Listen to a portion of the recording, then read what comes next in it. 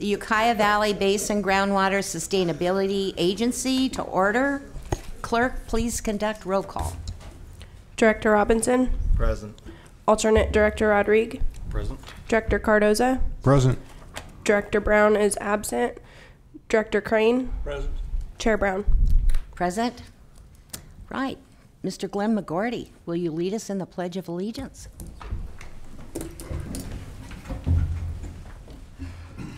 I pledge allegiance to the flag of the United States of America and to the republic for which it stands, one nation, under God, indivisible, with liberty and justice for all. Thank you. Okay, the first item is consent and approval of the minutes from the December 14th meeting.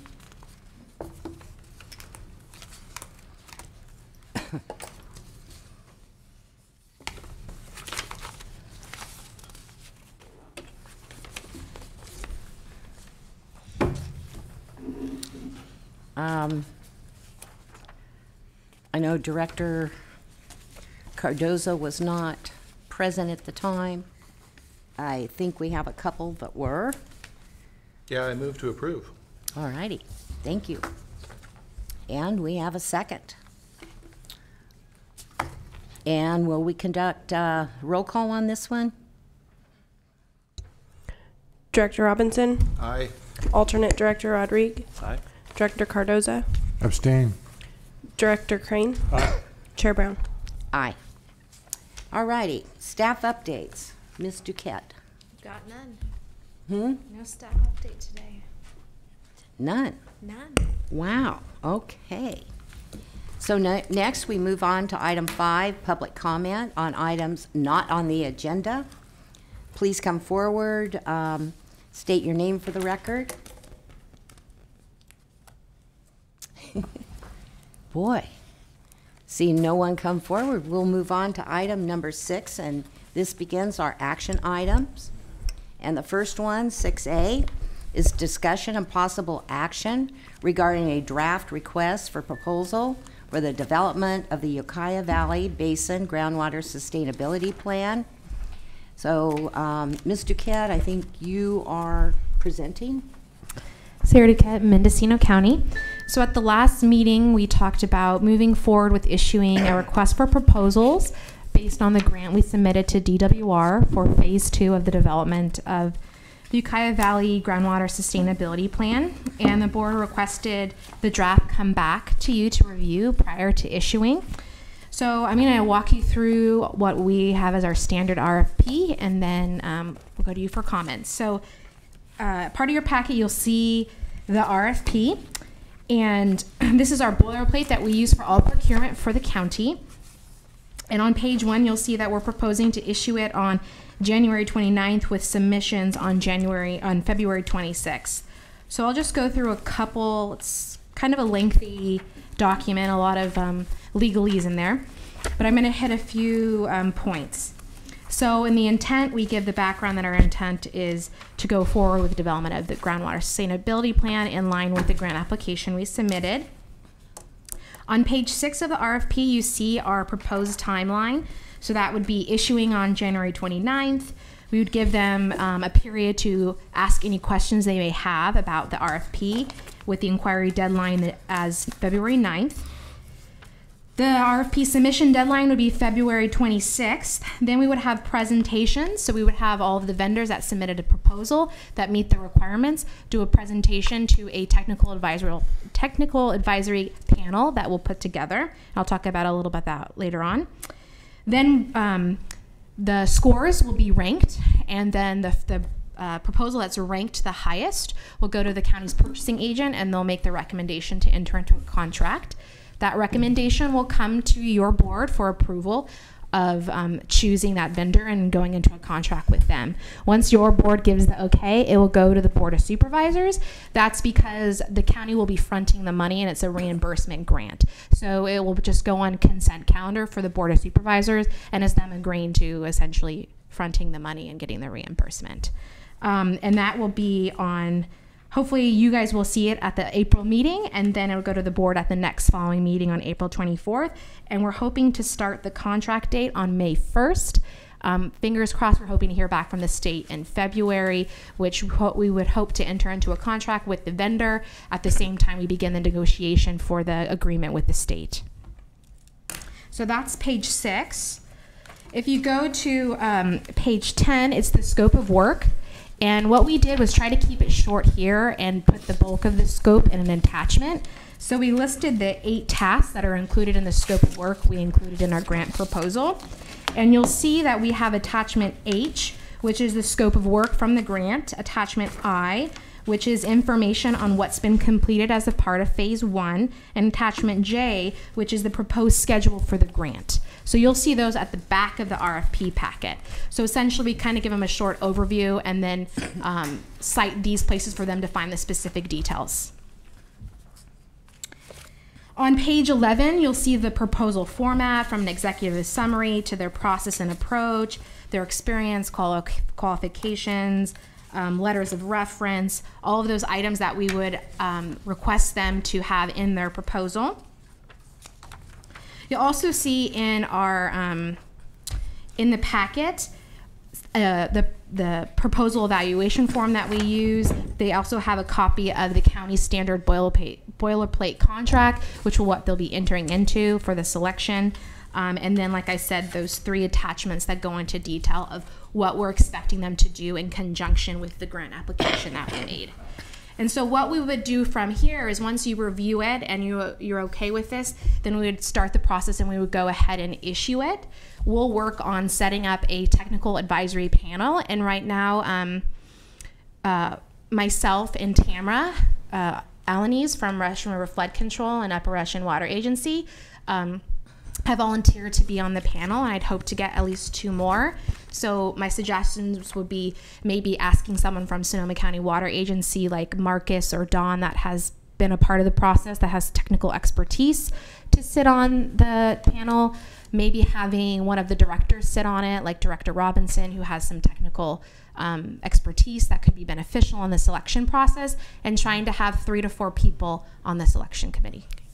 And we also have a technical advisory committee, and so we should, you know, ask them as well if there's individuals that want to sit. But I did receive an email from Dr. Samuel Sandoval Solis, said, how can I help? And he might be an excellent person to include. Yeah, if you would like that, we can definitely reach out to him. I'm hoping to have a reasonable size, at least less than 5, in terms of scheduling meetings and presenting. We typically have anywhere from 3 to 5 people on a committee. So it's really, you can leave it to us and we'll put together the committee, or if you have suggestions like including UC Davis or including at least 1 representative from the TAC, we can work with that. So we could ask UC Davis to participate. We can see if maybe at least 1 person from one of the organizations on the TAC would be able to sit on the committee, and then have 2 staff from member agencies here, and then that brings us to about 4. And then I would suggest if you want to have a director, that we place a director on the selection panel. Alrighty. And so once you okay that, we'll issue the RFP. We will schedule a time where we'll actually review it. And so what happens is once they submit the application, the county's purchasing agent and central services will review it and make sure that the proposals are responsive. So if they are responsive and actually meet the criteria you have to submit, they'll make it onto the list to then go to the presentations. The technical committee will score them. The highest score will be recommended from the purchasing agent to this board to enter into a contract. And going over the request for proposal on page 6, and it would be under scheduled activity, be 1, 2, 3, 4, 5, 6. It says Ukiah Valley Basin Groundwater Sustainability Approval of Recommendations. I think they left agency out there. Mm-hmm. And then on page 7, minor, it would be under C, selection criteria, and it would be the second line, competitive negotiations. But if you go down the second line, it says receive when it should be received with a D.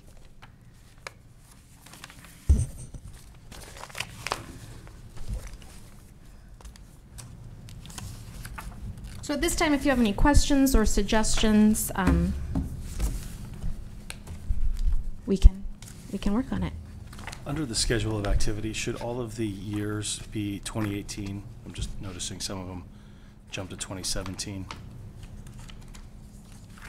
On what page? Page 6, just under the scheduled activities, the proposed dates. Should those Yeah, all they be should- 2018? Yeah. Okay.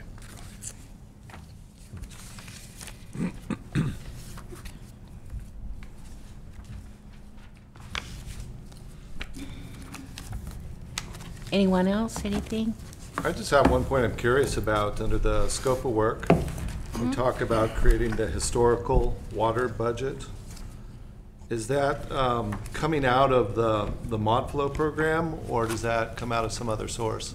So if you look, we included the tasks, and when you look in the scope of work that's attached, some of that work was done for phase 1, but it still requires TAC review and Yeah. review by the board. So the vast majority of the water budget would be complete. It's just the review process.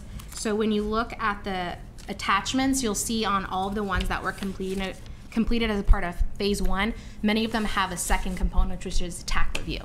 So the consultant would be would have less responsibility in terms of, redoing the work, but taking it to the next step. So it's delineated in the larger scope in the back. So that water budget already exists in a draft form?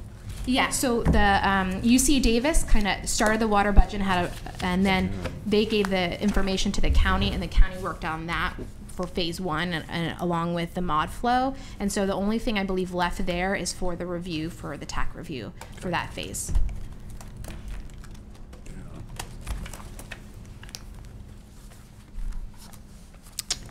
Okay. Thanks for the overview, Sarah. Yeah. So, anything else? So if it's good with you, I'll do 2 staff members from this board. We'll do at least one individual from, a technical individual from the TAC. Director Robinson, would you like to participate on our review panel?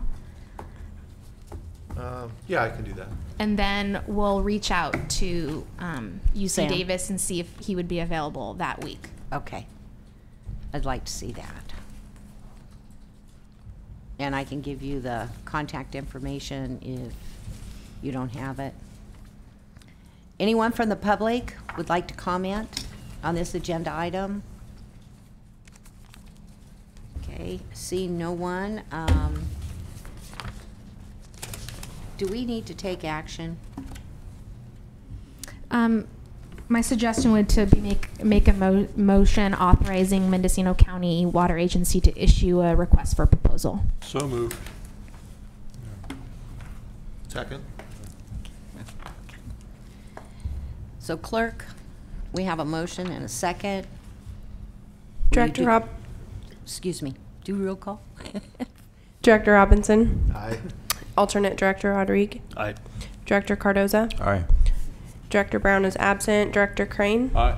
Chair Brown. Yes. All righty. On to the next item. And this one is discussion and possible action regarding informal presentation on the Mendocino County Water Agency Proposition 1 grant to develop an initial groundwater sustainability plan. Sarah? Sarah Duquette, Mendocino County Water Agency. So the board requested we come back at the completion of our grant to come with our final findings. So I have Chris Watt and Brian Wallace from Laco and Associates to present to you. You all have those lovely large packets, which are the completion reports, I believe. So I'm going to bring them up at this time, and we'll get the PowerPoint up, and we'll start the presentation.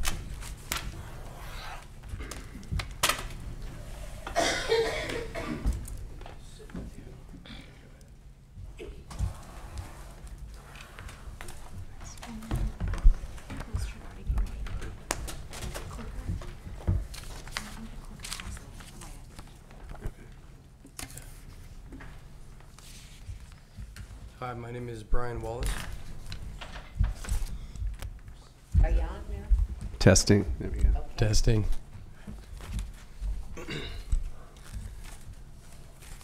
So get started here. So the purpose and goals of this presentation are to present the GSA with deliverables that we completed during the Counties with Stress Basins grant. Also to present updated cross-sections for the hydrogeologic conceptual model. Last time they were not yet completed. We would like to present our results from the preliminary water budget study and include a description of the calibration process of the mod flow model and talk in a discussion about model validation and what further work needs to be completed in order to completely validate the groundwater flow model. And in addition, we are going to discuss the preliminary sustainability management criteria report and present our recommended actions. The hydrogeologic conceptual model consists of a literature review and a review of the data that was collected to quantify the hydrogeologic and hydrologic processes in the Ukiah Valley groundwater basin. The bottom of the groundwater basin was defined using a gravimeter study. We described principal aquifers and aquatards, and we analyzed data gaps. So we briefly presented cross sections last time in November, but we have updated them. This one is through Redwood Valley, and we identified certain areas with large amounts of clay, which are on the right-hand side or the east side of the valley here. And these had, so the lower ones, it says high K, that's the high hydraulic conductivity continental basin deposit formation. And depending on the amount of clay present, it has a different hydraulic conductivity and a different amount of water that it can yield.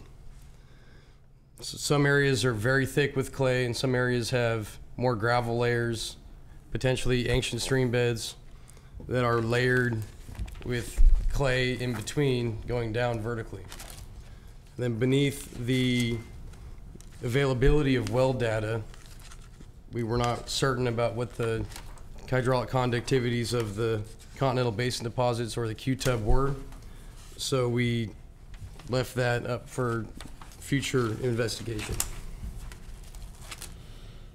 We also defined cross sections between basically a little bit north of the city of Ukiah and then south through the southern component of the Talmadge area. In these cross sections, we did identify some lenses of high hydraulic conductivity continental basin deposits that are defined with the lighter brown. And that's where the well completion report did not demonstrate a lot of clay in that region. There was more gravels and sands. And the alluvium in this region north of Ukiah was estimated to be between 100 and 200 feet thick, and that's the highest water-bearing zone. And that's underneath the city of Ukiah. And then going down into the Talmadge area, the alluvium is much broader, and that's where the agricultural areas are, and that's where most of the high production wells are located. Does anybody have any questions on the cross sections? Go back one slide, please. The protrusion of the beige below the dark brown on the east side of the shear line. Yeah. What supports that shape in the data that you've received? Are you talking about the, yeah, if you can point to it, that'd be great. Why does that look like that? Yeah. Well, we know that we have the change along the north to south of the deepening of the deposits, and then from east to west, we know that there is the way that the continental deposits were laid out. That is just a boundary between where we are asserting it's a low permeability value and to where we have no data. So there's probably a lot of artistic license to that, actually. I mean, it's it's a guess. There's no wells there. That is just a projection trying to represent what a typical basin deposit may look like. Okay, thank you. Yeah.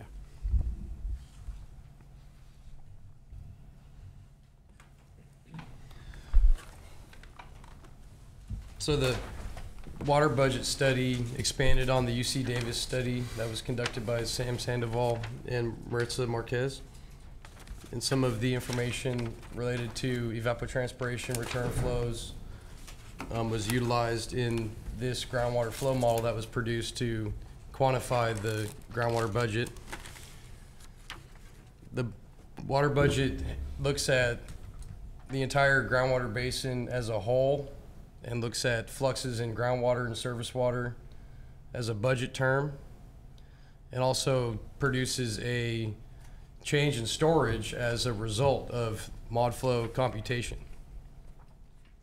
And during the process, I have shared some data with USGS, with Tracy Nishikawa, who is working on the Russian River watershed GS flow model.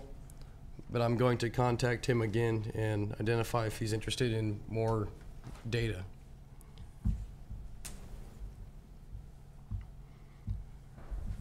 So as a part of groundwater model development, the structure and the properties are defined, and I showed the top image during the November presentation, and that is a three-dimensional digital elevation model of the bottom of the groundwater basin at the bottom, and then the contact between the alluvium and the continental basin deposits in the middle. The continental basin deposits are outcropped in certain areas in the hills of Ukiah, so those were defined to be part of that lower formation in layer 2 in the model. But for illustration, this image shows where the layering is. So there's the top layer that has two different types of geological formations, the alluvium and the continental basin deposits, and then layer 2 is all continental basin deposits. During the previous meeting, we had only included the Russian River in the groundwater flow model, and we completed a hydrologic analysis using GIS and HEC HMS to determine stream flow based on precipitation data that was then converted into the river package, which is shown on the right-hand side in mod flow. So the precipitation data was converted into a flow rate based on land use type and soil type for the different catchment areas that were defined for the different drainages.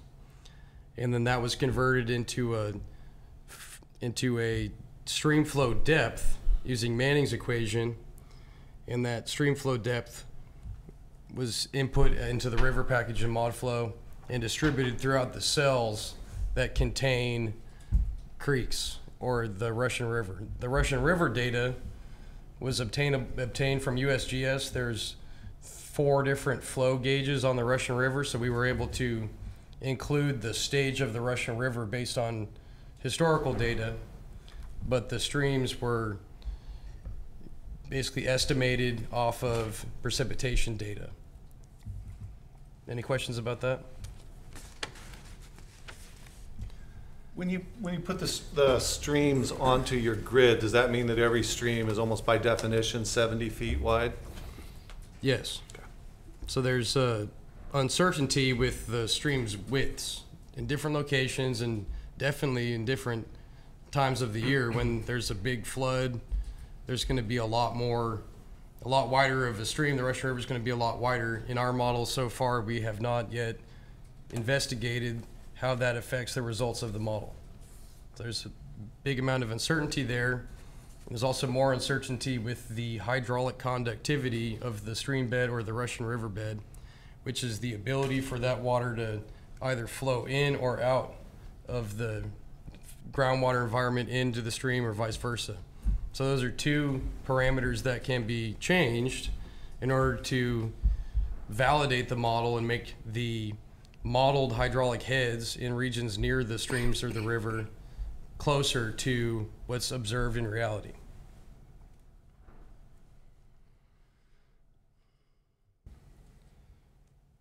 In addition to the stream flow package, we included return flows from pears, grapes, residential areas, and commercial areas. And we also looked at evapotranspiration from those land use types. And we also included the recharge based on the NRCS curve number method, which estimates the amount of water that will run off, and what remained was considered to be recharge after a certain depth the initial abstraction had been filled. So a custom Fortran program was developed to put the recharge package together on the different grid nodes, and similarly for the river package, a Fortran program was developed to create the input file for the river package and change the hydraulic conductivities of the Russian River and the stream bed conductivities in order to calibrate the results of the water budget study and to calibrate the results of the groundwater model to produce hydraulic head values that were as close to as possible with observed data in monitoring wells.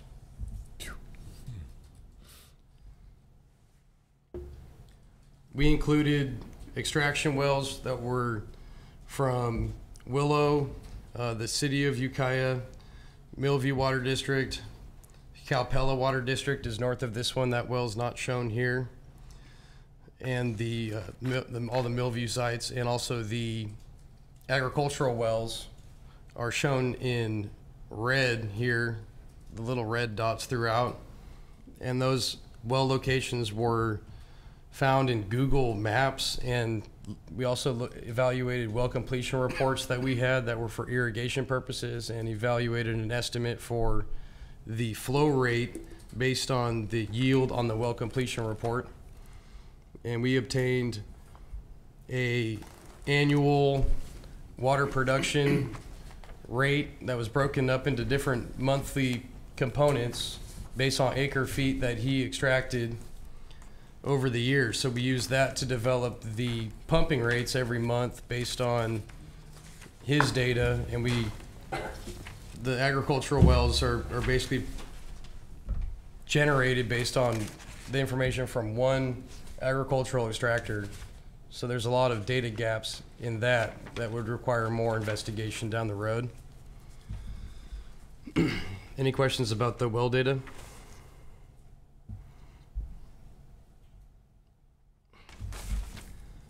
So these are our water budget results, and the infiltration value has the highest peaks, and that is the recharge from return flows added to the infiltration and precipitation of rainwater. And then the next line down from that is the brown line, which is surface water flow to groundwater.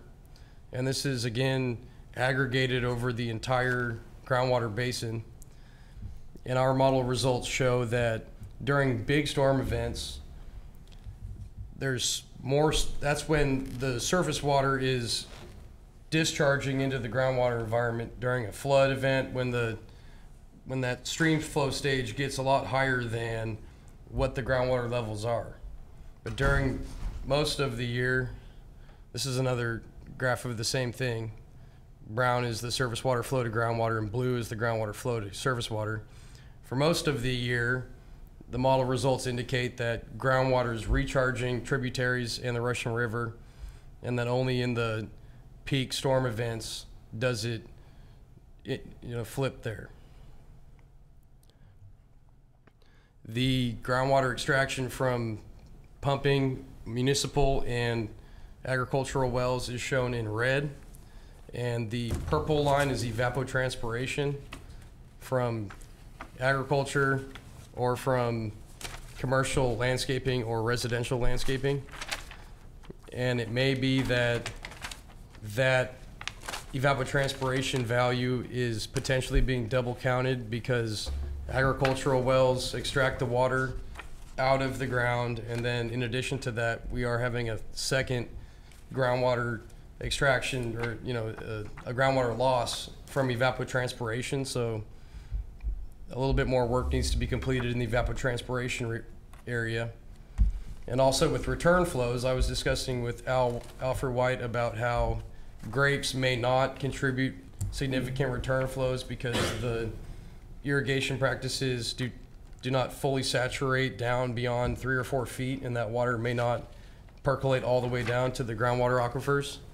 So it may be that those recharge values are overestimated and the infiltration values are slightly overestimated in the grape growing regions.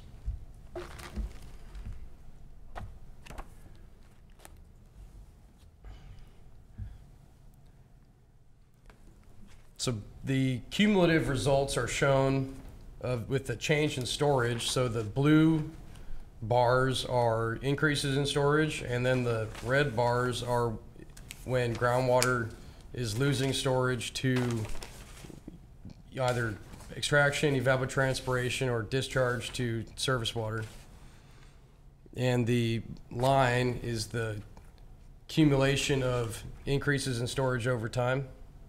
So over this study period of 3 years that we ran the transient groundwater flow model for, there was an approximate increase in storage of roughly 25,000 feet.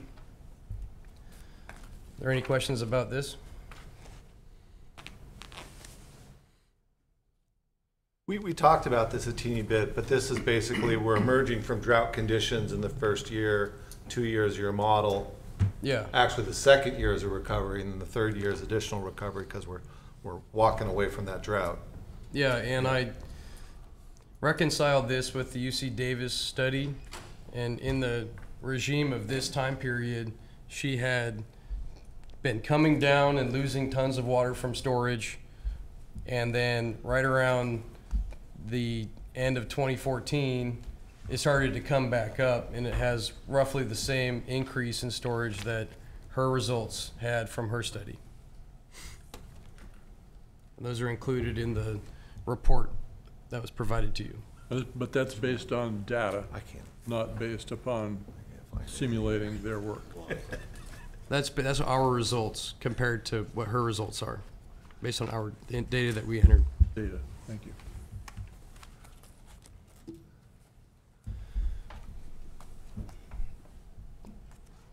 So this chart, I apologize for the large red numbers and letters that are associated with the points.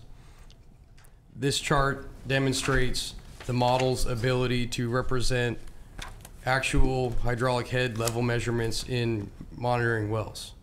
So if the value, the dot, is above the 45-degree line, the groundwater model is predicting groundwater heads that are greater than what reality is, and vice versa if it's lower.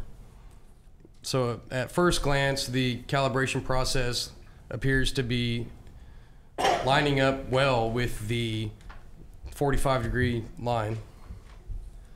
And on the left, there's a illustration of the monitoring well locations, which are the green dots, and then there are some other red dots that we use to parameterize on the hydraulic conductivities of the hydrogeologic formations.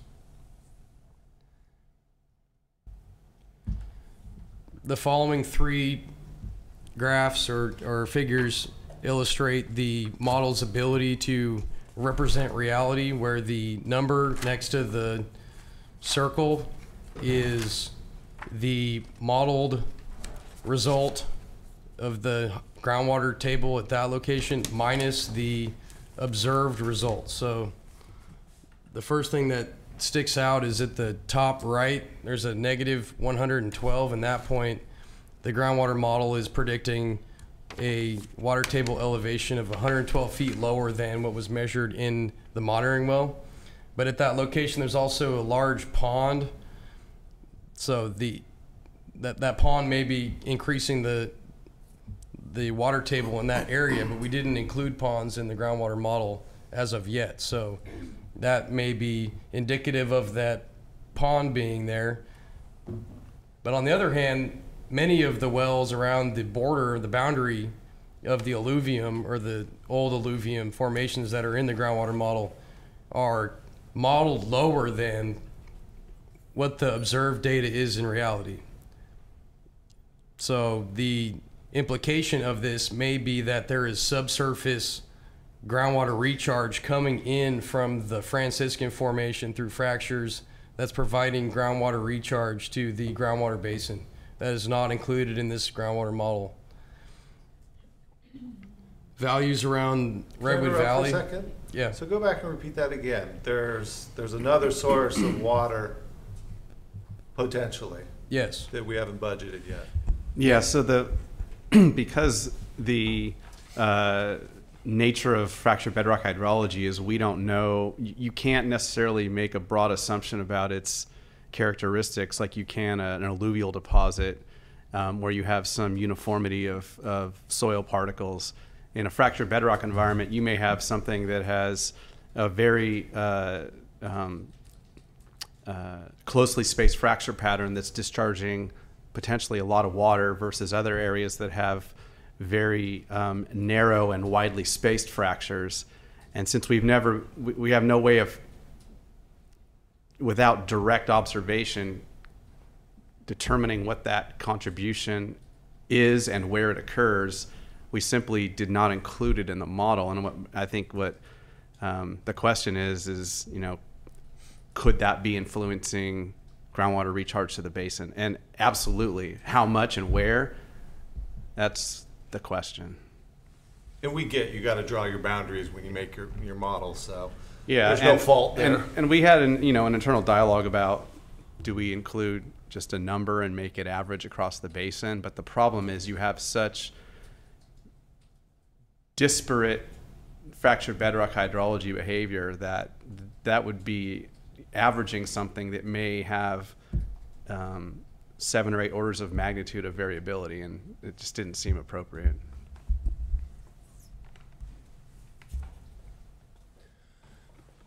In the vicinity of Redwood Valley, most of the measurements and our model results are within 10 feet of each other, except for one outlier at -48.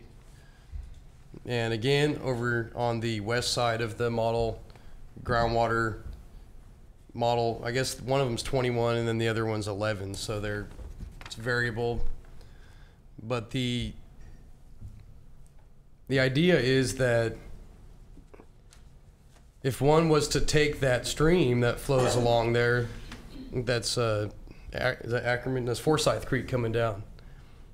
If somebody were to change the hydraulic conductivity or the widths of Ackerman Creek in such a way to minimize the difference between the modeled and observed heads, they could make that area more accurate by focusing on the creek itself and those different properties. Yeah, there's a number of different, what Brian's saying, there's a number of different model inputs which can affect this. And, you know, there's some assumed values, which is what's the rate of flux of water in and out of a tributary? How fast does the water go in through base flow into the tributary versus go out? We made assumed values, and the geometry of that is just a standard cell width. So there's definitely certain parameters have different sensitivities to those values that can be refined. But I think the answer I get out of this is the model is fairly close to reality. I mean, when you're only off 10 feet there, that's pretty close. And having it reconcile with the water budget, I think, is even more important. In the water budget study that we provided to you in the appendices, there are different, or also in the hydrogeologic conceptual model report, there are old literature from 1965, 1968 that describe the water budget.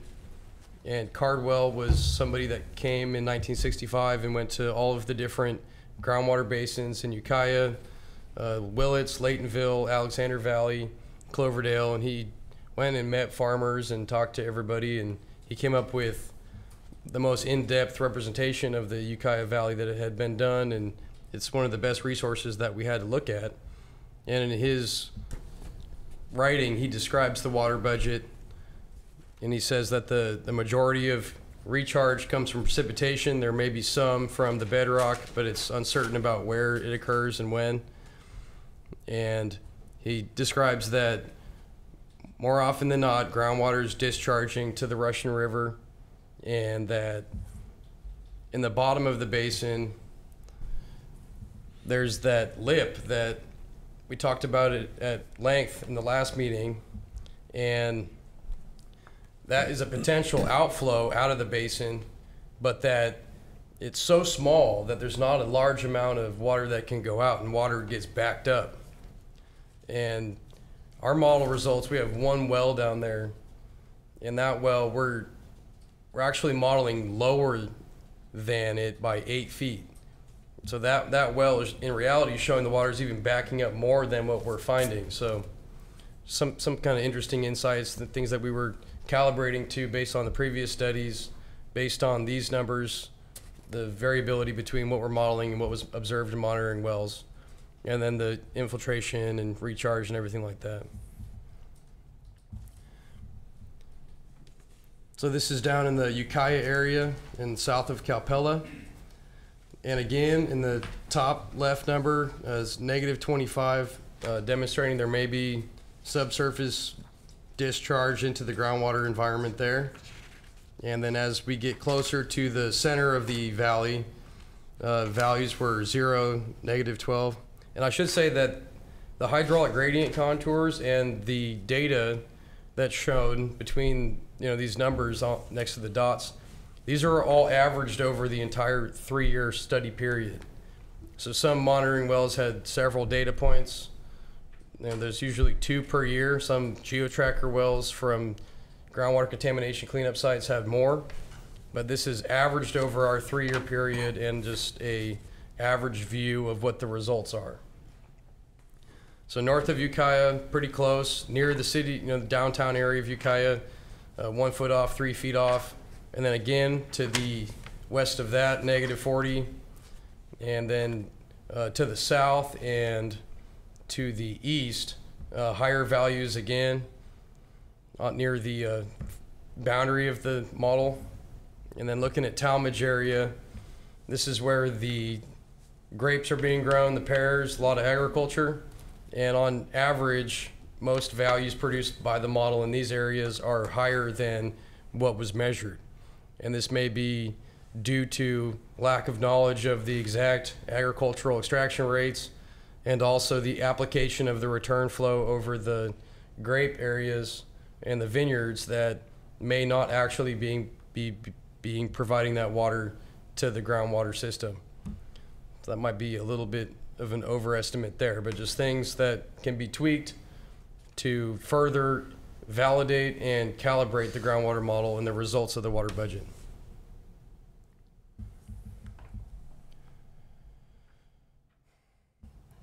So in conclusion, over the 3-year study period, approximately 27,000 acre feet of groundwater was added to storage. Storage increased between November and March during the dry season, and during the wet season, then it decreased during the dry season. Groundwater recharges tributaries in the Russian River during dry event season, and the flow gradient reverses during storm events during the wet season. And finally, data gaps pertaining to stream flow, hydraulic head observations, agricultural groundwater pumping, return flows from irrigation, evapotranspiration, and boundary inflows from the Franciscan formation should be analyzed, and those are the primary concerns for developing a validated, calibrated, believable groundwater flow model that can have awesome water budget results.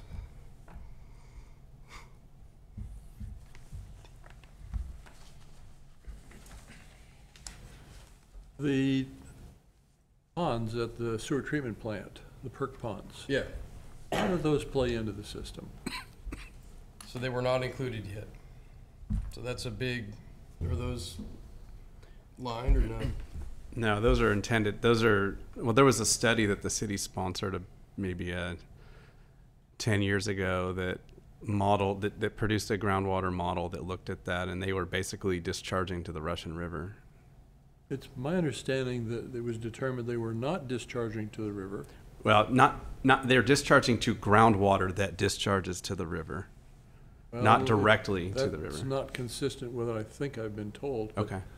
My question you answered, what you've done so far does not address that 1 point some odd million gallons a day in dry season and a much bigger number during winter flows. But that's not a component yet of what you've done.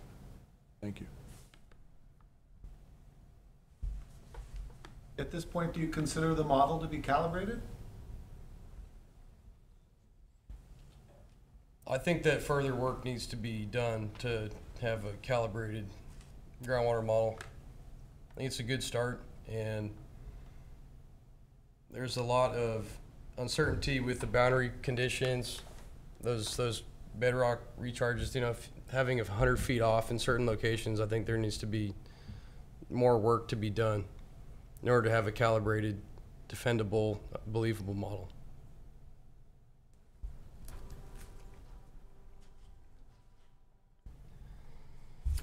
So the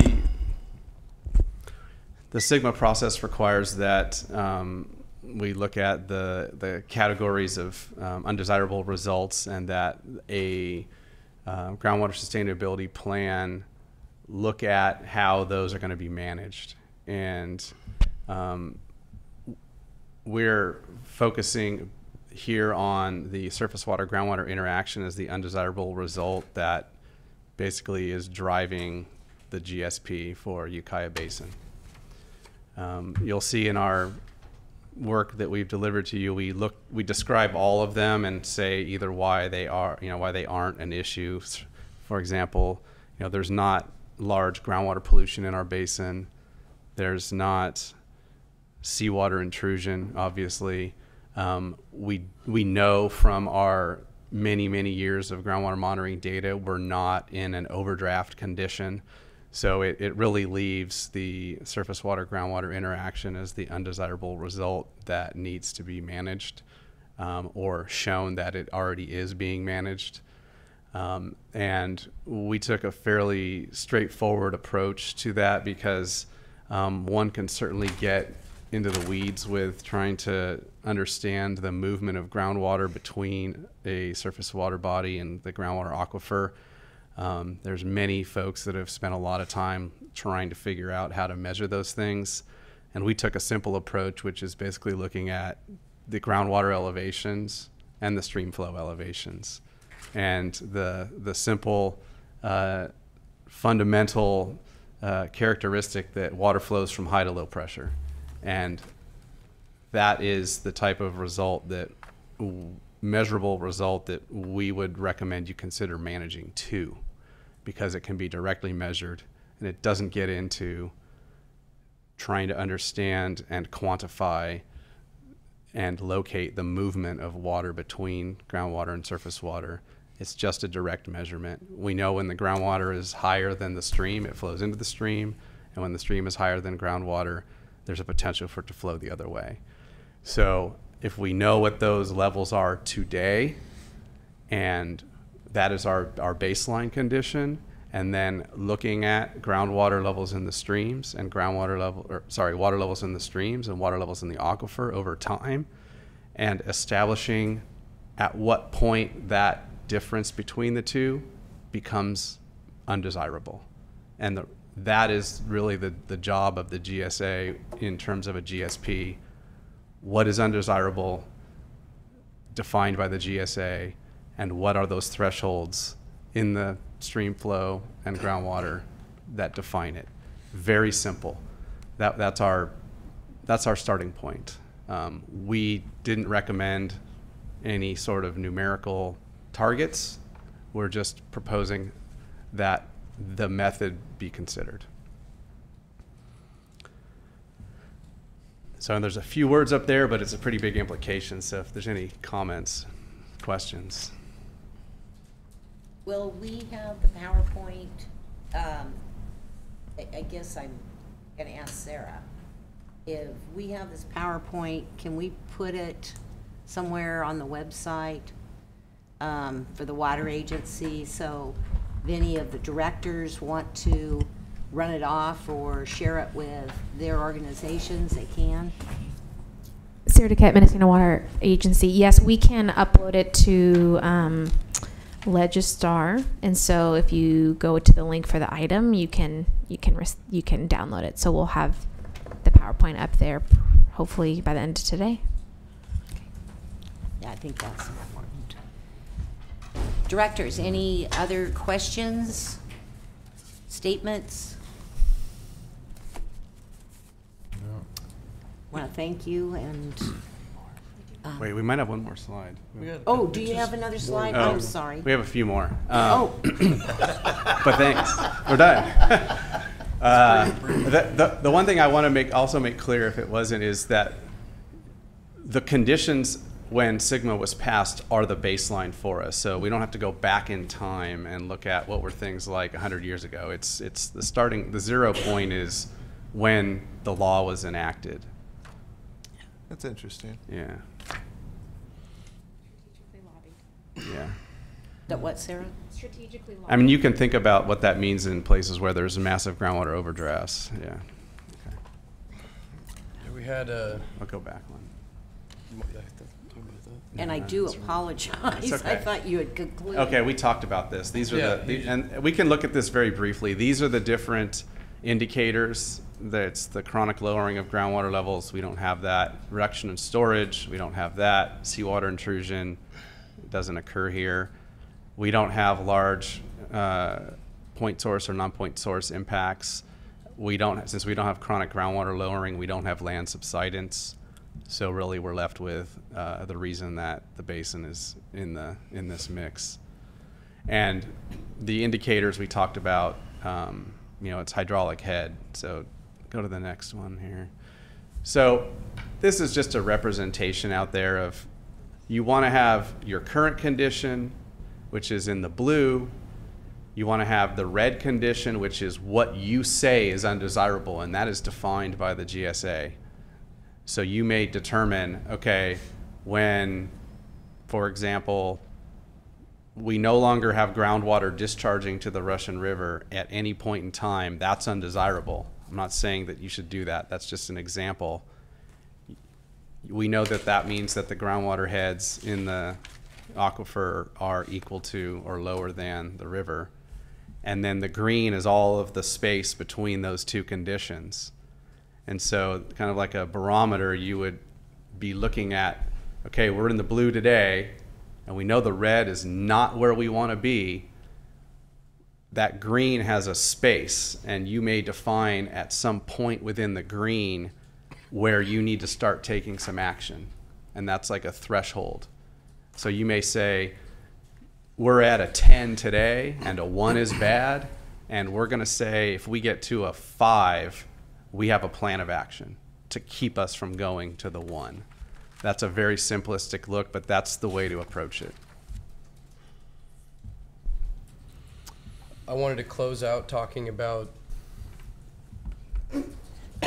the regulatory requirements from Sigma, and for instance, the hydrogeologic conceptual model.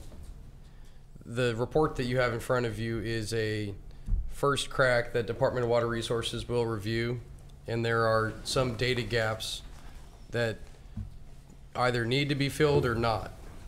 And the groundwater model, once it's calibrated, is a tool to identify if surface water groundwater interaction is affected by that data gap or not. So if the bottom of the groundwater basin down 2,000 feet deep in some locations, if that was off by 100 feet or 200 feet, that may not have a big effect on the sustainable management criteria or the regulations that would need to be created in order to ensure that the groundwater basin is being operated sustainably. So there may be opportunities for calibration processes in the groundwater model to be used to say, hey, these data gaps are not important to what we're looking at here. So therefore, this hydrogeologic conceptual model should be complete. Same thing with the water budget. If certain areas do not have a large effect on water budget, you know, the hydraulic conductivities of the lower layer 2 continental basin deposits, some of those values may not affect the fluxes between surface water and groundwater, and the process, which, you know, is calibration, running the model thousands of times with different inputs.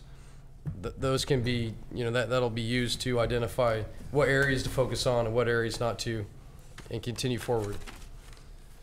Just kind of wanted to wrap things up with that, and then we had a recommended actions section that we prepared, and those actions are to fill data gaps, identify where the data gaps are, which was part of the data gap analysis report, but use the groundwater model calibration system to identify areas that are sensitive and not sensitive, and potentially install coupled stream flow gauges and groundwater monitoring wells on tributaries of the Russian River in areas that don't have sufficient data yet. And if the water budget results are found to be very sensitive to changes in hydraulic conductivities of the hydrogeologic formations, some pump tests with monitoring wells nearby would be able to provide better estimates of storativity, and would also be able to provide an estimate for the total amount of storage in the groundwater aquifer complex that is unknown value right now. You got anything else? No, I think that's it. Yeah. Thank you. Thank you, Brian and Chris. Directors, any other questions? I have a comment. I appreciate that you guys are thinking about using the model essentially to run sensitivity analysis to figure out if these areas where we have missing data matter or not. There's a ton of data we could go out and chase down, but does it affect the result? That's the big question. Yeah, you could spend a lot of money collecting information that doesn't change your outcome at all. Correct. Yeah. All right, thank you very much. Thank you. Thank you very much. And thank you for the PowerPoint too. And we'll get it up there, so if anyone wants to use it as bullet points. And It is now live. oh, it is. Thank you, Nadia. Okay, good job, Nadia. Public, any comment? Seeing none, we'll move on to the next item. And this is C, update on the development of a technical advisory committee, MOU. Ms. Duquette?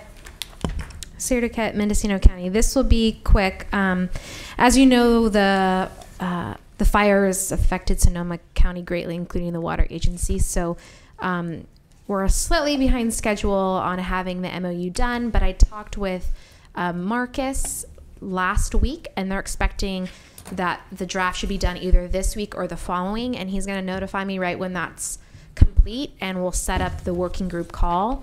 So we're a little bit behind schedule, but it sounds like either the end of this week or next week we'll have that first draft for the working group to review, and then we'll I'm optimistic that we might have it on the next agenda. So how do we add to the TAC? If we wanted to add members, how do we add them? We have already added them, or before the MOU, but Correct. After you adopt an MOU, there's usually provisions within the agreement that specify how one would have to be added, and it's usually in agreement with every member of the MOU. So the MOU would be Sonoma County Water Agency, the Mendocino County Resource Conservation District, California Land Institute, and our agency. So if you were going to add another one after an MOU is already signed, all four original parties would have to agree. And that provisions are usually laid out in the MOU. So if you're concerned about that, when we get the draft, I would focus on looking at that section. But if the board of directors of the agency, since we don't have an MOU yet, wanted to add another individual, we could do so by a vote? Because I believe that's how we added. We added an organization, not CLSI. an individual. Yes, you could go through a formal process with the board and adopt it. I would suggest if you wanted another seat, you probably should do it before we finalize the MOU, because their attorneys in Sonoma are working on the MOU. Okay, because I see Mr. Regina here, and I think he expressed a desire early on to be on the technical advisory committee. And each member of the UVBGSA can choose a representative. So that could be staff or it could be something else. So that is an option too. So each seat on the board gets to send a representative to the TAC. So you have two options. I mean, you're flexible of who you're going to represent.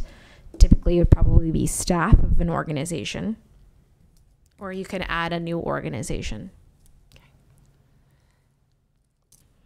Any other questions? And Dan, I don't know if you still have an interest or not, or the time to do it. I know you expressed it early on. I don't really have the time. Okay, okay. Give a good job. Alrighty. And all of the meetings will be open to the public. They're not going to be closed meetings. So, you know, we always encourage participation. Similar to our formation process, they're going to be open. Okay. So that's all I have. So we'll, Al is our director, White is our representative from the board on the working group. So hopefully we'll be meeting in the next couple weeks. Alrighty, and I did want to go back briefly to the interview panel that we talked about. So who do we have, who did you say?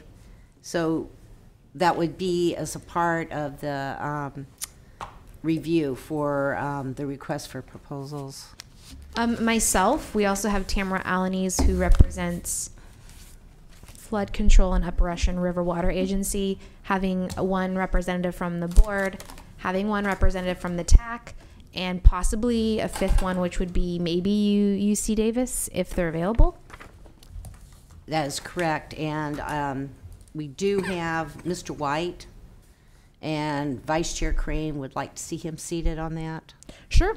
Okay. We can include them, and I'm going to send out, because we scheduled the week, so we'll send out notifications when we schedule it, and then we'll probably, I'm assuming some may not be able to come, but we can include them on the panel.